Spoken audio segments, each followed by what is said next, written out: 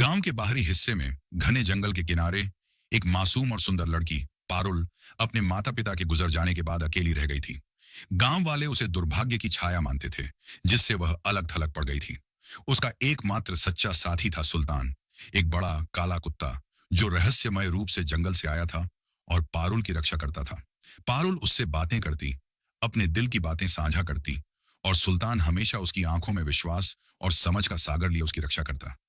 एक रात गांव के मेले से लौटते समय कुछ असामाजिक तत्वों ने पारुल को घेर लिया। उनकी नीयत ठीक नहीं थी, लेकिन जैसे ही उन्होंने उसे छूने की कोशिश की, सुल्तान ने गुर्राते हुए उन पर हमला कर दिया। उसकी तेज दहाड़ और फुर्तीले हमले से वे भाग खड़े हुए। पारुल ने सुल्तान को गले लगाया। उसकी आंखों में अजीब सी चमक थी, जैसे वह कुछ कहना चाहता हो, पर मौन था। समय बीतता गया और एक दिन पारुल ने महसूस किया कि वह गर्भवती है। यह खबर गांव में आग की तरह फैल गई। लोग उसे ताने मारने लगे, उसे डायन कहकर बुलाने लगे। पर सबसे अजीब बात यह थी कि उसने कभी किसी पुरुष को अपने करीब भी नहीं आने दिया था। जब गांव वालों ने उसे बहिष्कृत कर दिया, तो उसे समझ आ गया कि उसकी किस्मत जंगल से जुड़ी है। वह सुल्तान के साथ गांव छोड़कर घने जंगल में चली गई। कई महीनों बाद एक अंधेरी रात में पारुल ने एक बच्चे को जन्म दिया।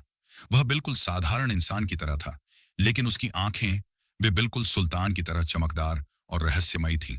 पारुल ने अपने बच्चे को गले लगाया, लेकिन तभी एक चमत्कार हुआ। सुल्तान की काया बदलने लगी। वह दर्द से कराहने लगा और फिर देखते ही देखते एक सुंदर युवा राजकुमार में परिवर्तित हो गया। राजकुमार ने पारुल को अपनी कहानी सुनाई। वह एक महान राज्य का राजकुमार था, जिसे एक दुष्ट जादूगरनी ने श्राप देकर कुत्ते का रूप दे दिया था। इस श्राप तोड़ने के लिए उसे सच्चे प्रेम की आवश्यकता थी, एक ऐसा प्रेम जो शरीर की सीमाओं से परे हो। पारुल और उनके संतान के कारण यह श्राप टूट गया, लेकिन इसकी एक भयानक शर्त थी। श्राप टूटने के बाद वह अधिक समय तक जीवित नहीं रह सकता था। कुछ ही क्षणों में राजकुमार का चेहरा पीला पड़ने लगा। पारुल उसे अपने आंसुओं में भिगोती रही, पर वह मुस्कुराते हुए बोला, मैं चला जाऊंगा, लेकिन मेरा अंश तुम्हारे साथ रहेगा। हमारा पुत्र जंगल का रक्षक बनेगा। यह कहते हुए उसने आखिरी सांस ली। गांव वालों को जब सच्चाई का पता चला, तो वे पछताने लगे। वे पारुल से माफी मांगने आए, लेकिन उसने गांव लौटने से इनकार कर दिया।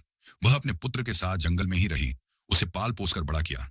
समय के साथ वह बालक जंगल का रक्षक बन गया। उसकी आंखों में वही सुल्तान जैसी निडरता और समझदारी थी। लोगों ने जंगल को अब अरण्य पुत्र का आश्रय मान लिया।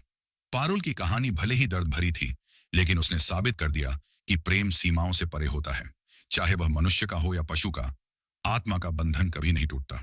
अगर कहानी अच्छी लगी तो एक लाइक जरूर करना, और ऐसे ही मजादार कहानी के लिए चैनल को सब्सक्राइब करें।